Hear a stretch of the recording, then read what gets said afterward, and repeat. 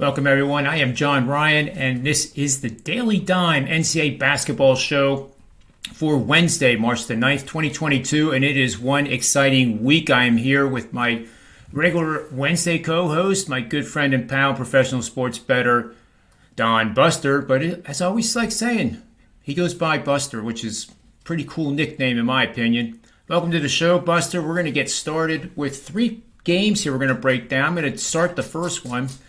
And we're way out in the Pac-12 in this one. It's two teams where Washington is taking on Utah. Utah is 11-19 straight up on the season. Washington has a winning record of 16-14, but they're only favored by 1.5 points. As a result, the public so far in early betting action on Wednesday, as we record this at about 9:30 a.m. Eastern Standard Time, about 72% of the tickets, Buster, are on Washington. My models that I use are on Utah.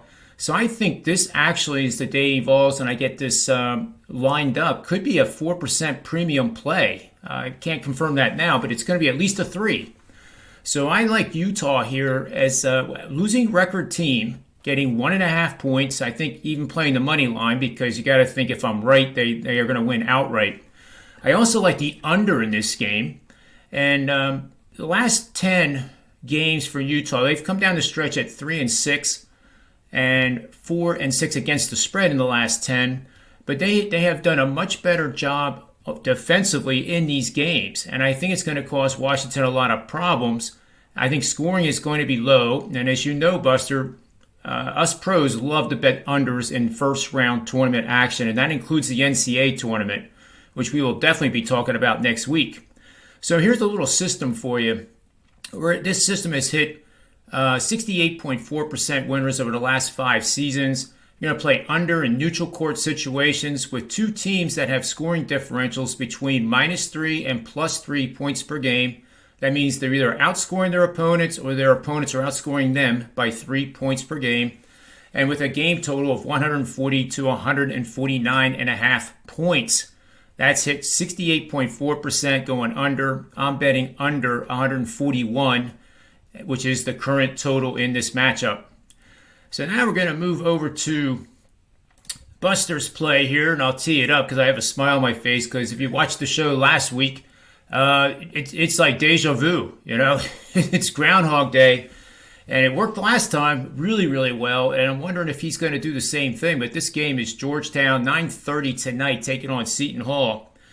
This is a Big East matchup, obviously. Right now, Seton Hall is a whopping 10.5 point favorite, and the total is 144. It opened at 144.5 here in early action.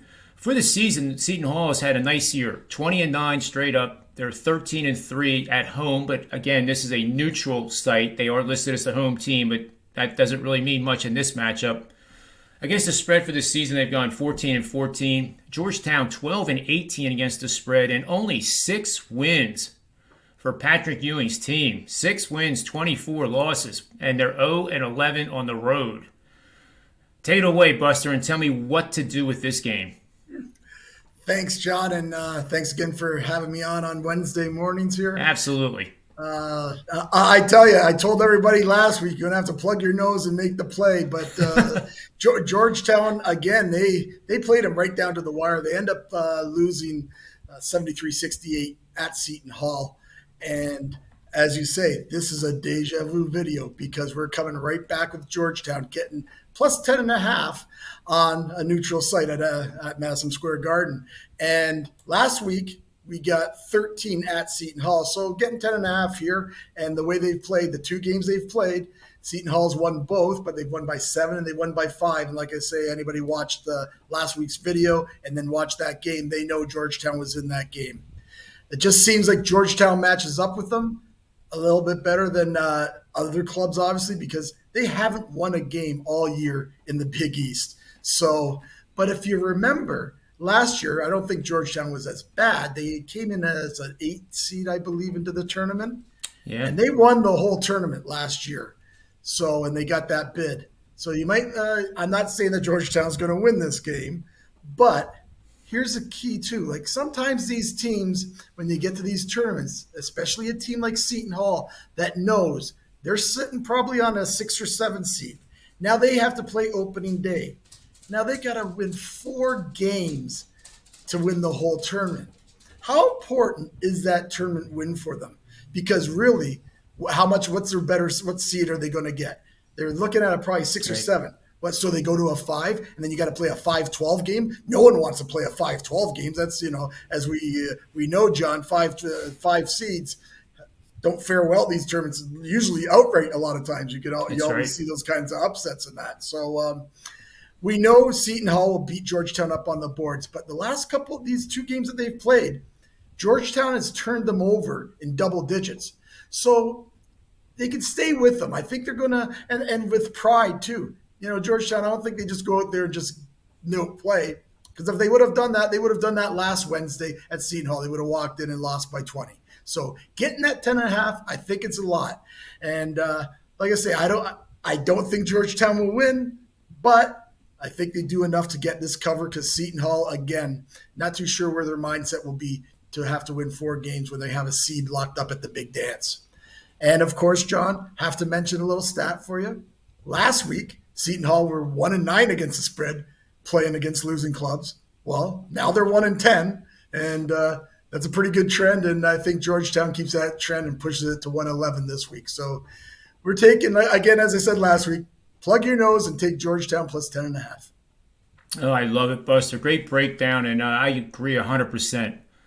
I think double digits here is a very astute bet for sure.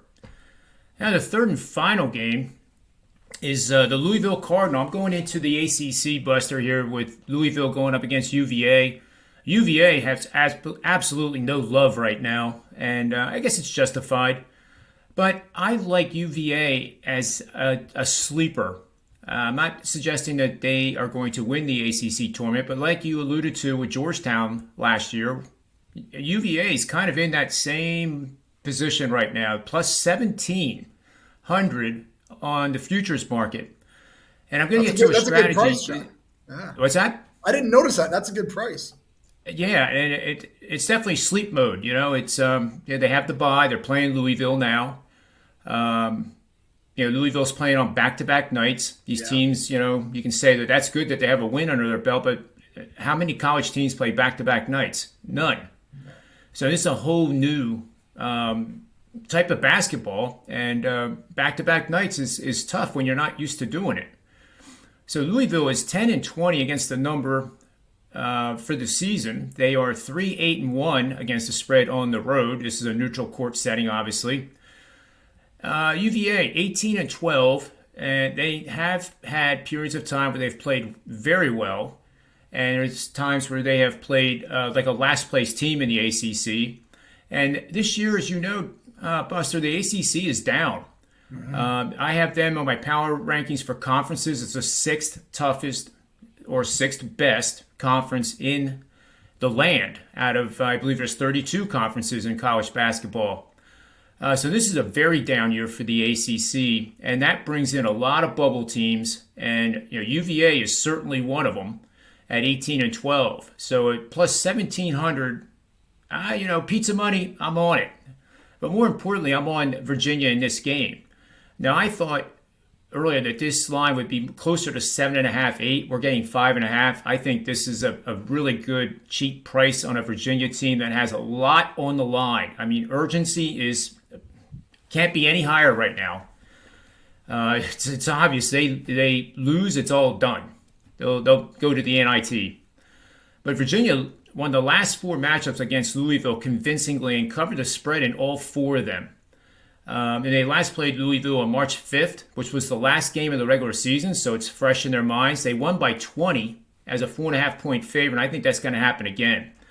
Now, what I wanted to talk about was using the futures versus the money line. So if you agree with Virginia to win the tournament, you don't want to bet that plus 1,700 futures line. What I think you want to do, and what I'm going to do, is my original strategy was wait to see if Virginia advances. They'll advance to play North Carolina. They're going to be probably a 7.5, 8-point underdog. The money line's going to be at least plus 200. And you bet the money line, because what's a futures bet? That they're going to win out and win the tournament.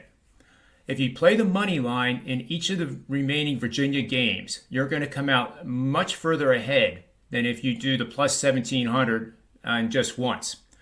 Moreover, if I'm thinking now, since this is such a low line, that the money line right now is right around minus 210, 220. And I normally would never do this, but during conference tournament action, I will. So I will consider, and I'll update in the comments section later today of this video. You play, if say you're a $100 bettor, $100 tonight at minus 220 is going to win you like roughly $40. Okay? All right, Virginia wins, they advance. Now you're going to take that 140 and you're going to put it on the money line, which I have to think it's going to be like plus 250 or plus 300 against North Carolina. So if they lose, you've lost your $100. If you bet the futures market, you lose 100, right? Let's say there's an upset and Virginia beats North Carolina. Now you just made whatever it is, like $420. Yeah. You take half of that amount and stick it in your pocket. Okay, now you've made a profit no matter what.